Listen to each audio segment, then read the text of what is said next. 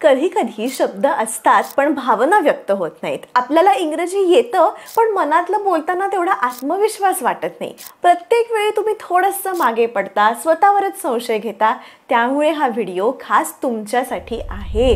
मी आज काही वाक्य सांगणार आहे, जी वाक्य तुम्ही माझ्या मागून म्हणायची आहेत आणि फक्त वाचायची नाही आहेत किंवा स्क्रीनवर बघायची नाही आहेत, तर ॲक्च्युली ती वाक्य तोंडातून बाहेर यायला पाहिजे. म्हणजे व्यवस्थित कॉन्फिडेंटली तुमची आज प्रॅक्टिस होणार आहे. वाक्य अगदी सोपी आहेत.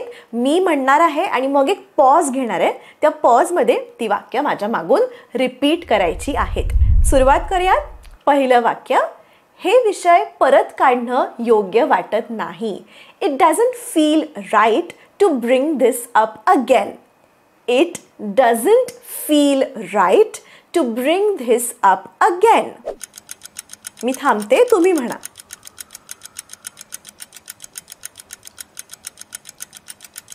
करेक्ट. नेक्स्ट, माझं मन अजूनही त्या गोष्टीत अडकलेलं आहे. My mind is still stuck on that thing. My mind is still stuck on that thing.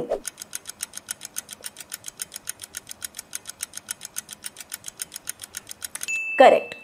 कळलं तुम्हाला कसा तो पॉज आहे आणि तुम्ही कसं वाक्य म्हणायचं आहे? ओके. कृपया हा मुद्दा वैयक्तिक पातळीवर नेऊ नकोस.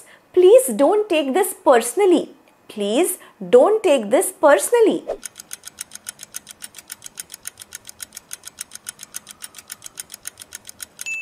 ग्रेट. आय होप तुम्ही वाक्य ॲक्च्युली म्हणताय आणि फक्त मनातल्या मनात वाचत नाही आहात. All right. माझा हेतू कोणाचं नुकसान करणं नव्हतं. My intention was never to hurt anyone. My intention was never to hurt anyone.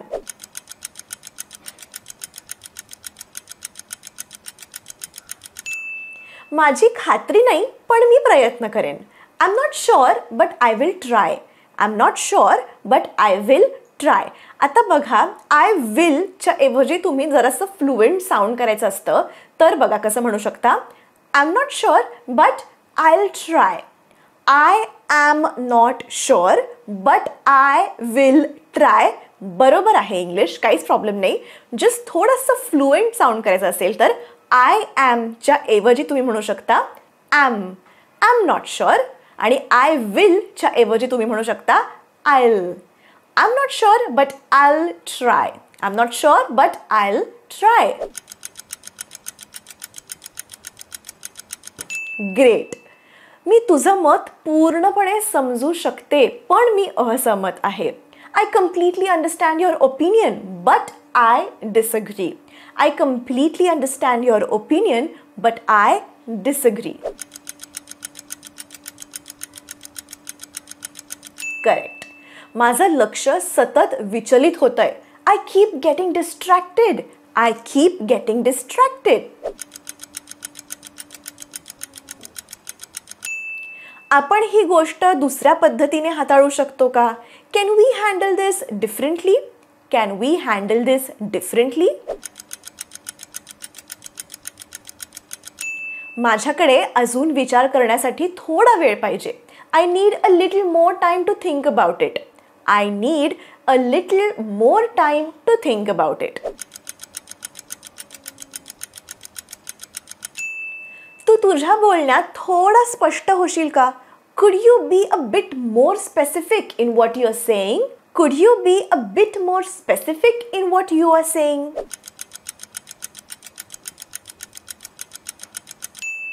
तू जर नीट विचार केलास तर तुला उत्तर सापडेल. If you think clearly, you will find the answer. If you think clearly, you will find the answer.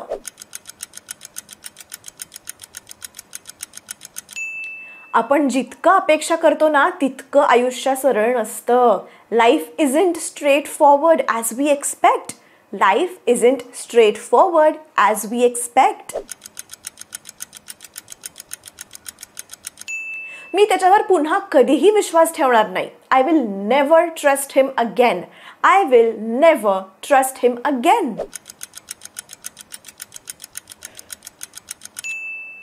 तुला खरंच वाटतं हे योग्य आहे का? Do you really think this is the right thing to do? Do you really think this is the right thing to do?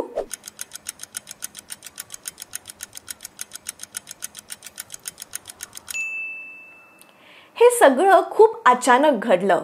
All of this happened so suddenly. All of this happened so suddenly. आपण हळूहळू हे शिकत आहोत. We are learning this gradually. We are learning this gradually. माझी भूमिका अजूनही स्पष्ट नाही. My role is still not clear. My role is still not clear. कधी कधी शांत राहणं हेच योग्य असतं. Sometimes staying silent is the best thing to do. Sometimes staying silent is the best thing to do.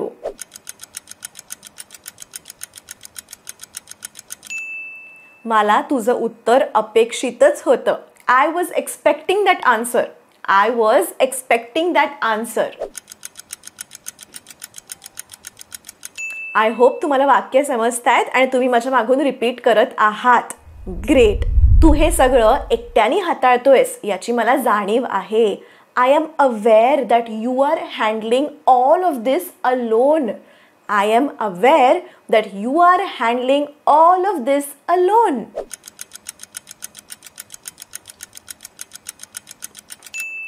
खरं सांगायचं तर मी देखील गोंधळलेलो होतो. To be honest, I was confused too. To be honest, I was confused too.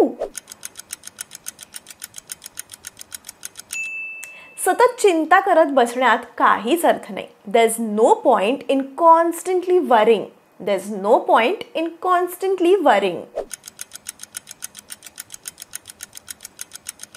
मी त्या परिस्थितीत काय करावं हे ठरवूच शकले नाही.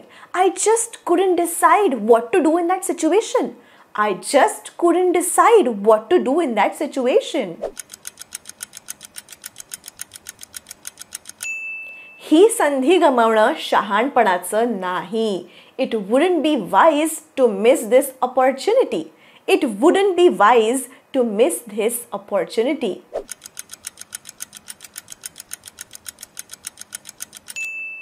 तुला जे हवंय ते मिळवायला वेळ लागेल.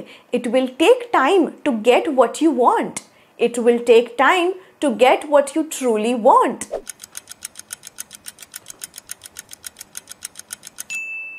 मी खूप प्रयत्न केले पण काही उपयोग झाला नाही. I tried really hard but it was of no use. I tried really hard but it was of no use. आपल्याला नेहमी सगळ्यांना खुश करता येत नाही. You can't please everyone all the time. You can't please everyone all the time.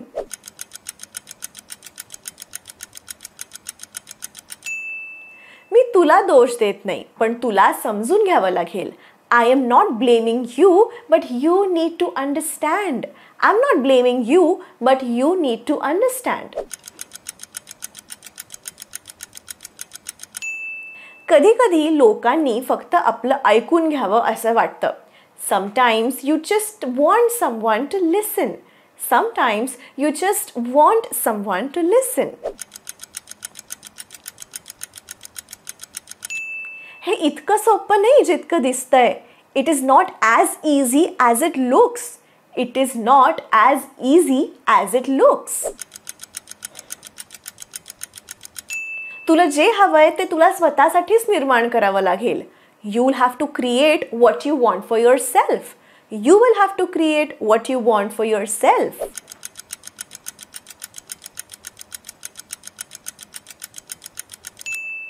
तू खूप बदललास आणि तो चांगला बदल आहे. You have changed a lot and it is a good change.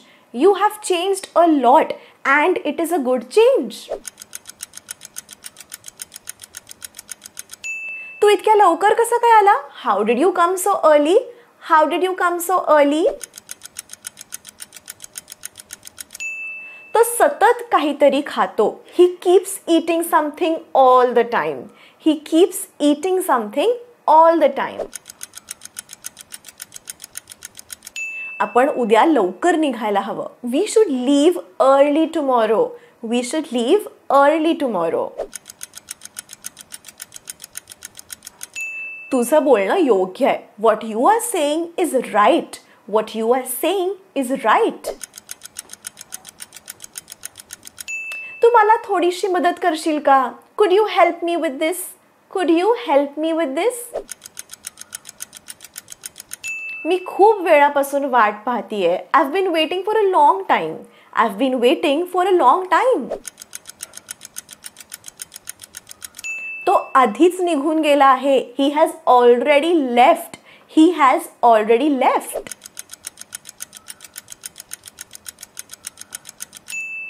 मला तपासू दे आणि मग मी सांगेन. Let me check and get back to you.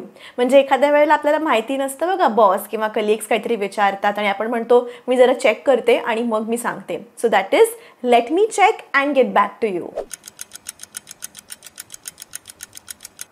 मी 10 मिनिटात तिथे असेन. I will be there in 10 minutes. I will be there in 10 minutes.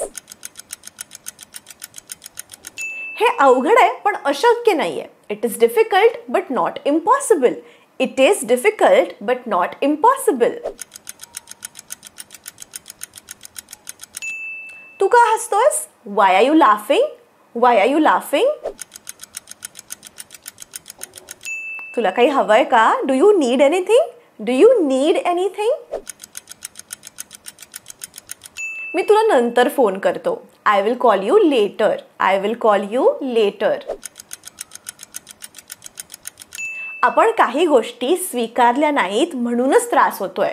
We are in pain because we haven't accepted certain things. We are in pain because we haven't accepted certain things.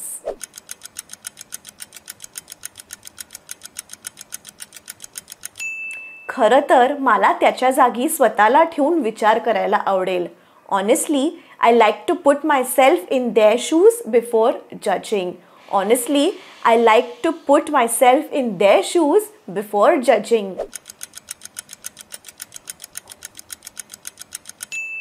प्रत्येक वेळी बोलणं गरजेचं नसतं. समजून घेणं महत्त्वाचं असतं.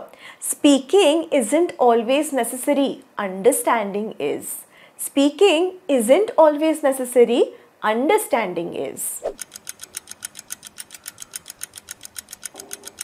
कधी कधी उत्तर न देणं हाच योग्य प्रतिसाद असतो. Sometimes not replying is the most appropriate response. Sometimes not replying is the most appropriate response.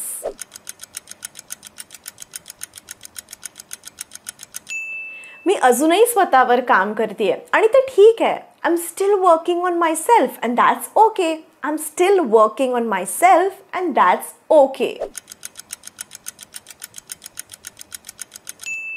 माझं आयुष्य परिपूर्ण नाही पण मी त्यावर प्रेम करते. My life isn't perfect but I love it anyway. My life isn't perfect but I love it anyway.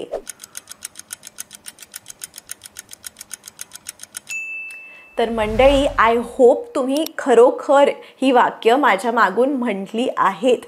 आणि तुम्हाला सांगते, जर तुम्हाला खरंच इंग्लिश शिकायचं आहे, खरंच म्हणजे काय, तुमच्या आयुष्यात काहीतरी ध्येय आहेत, गोल्स आहेत, तुम्हाला कुठला तरी इंटरव्ह्यू क्रॅक करायचा आहे, तुम्हाला लहान मुलांच्या शाळेत जाऊन टीचर्सबरोबर संभाषण करायचं आहे, संवाद साधायचा आहे बाकीच्या पेरेंट्ससोबत, काहीतरी तुमचं गोल आहे की बाबा 1-2 महिन्यात मला इंग्लिश शिकता यायलाच पाहिजे, पुढच्या 3 महिन्यात मला चांगलं फ्लुएंटली इंग्लिश बोलता यायला पाहिजे.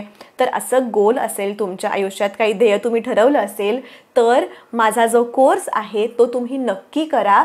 अगदी स्क्रॅपपासून म्हणजे अगदी बेसिकपासून मी सगळ्या गोष्टी शिकवलेल्या आहेत त्या कोर्समध्ये. कोर्स कसा करायचा, सिलेबस काय आहे, फीस किती आहे, सगळी माहिती खाली डिस्क्रिप्शनमध्ये दिलेली आहे.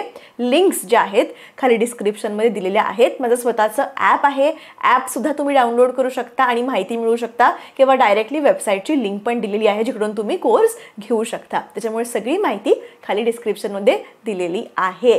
भेटूया पुढच्या व्हिडिओमध्ये. पुढच्या व्हिडिओमध्ये तुम्हाला कोणत्या प्रकारचा टॉपिक पाहिजे, ग्रामर शिकायचं आहे का अजून काही कॉन्व्हर्सेशनवालं इंग्लिश शिकायचं आहे, काय पाहिजे मला नक्की कमेंट करून सांगा आणि मी तो टॉपिक नक्की कव्हर करेन. भेटूया पुढच्या व्हिडिओमध्ये. तोपर्यंत keep practicing English and take care.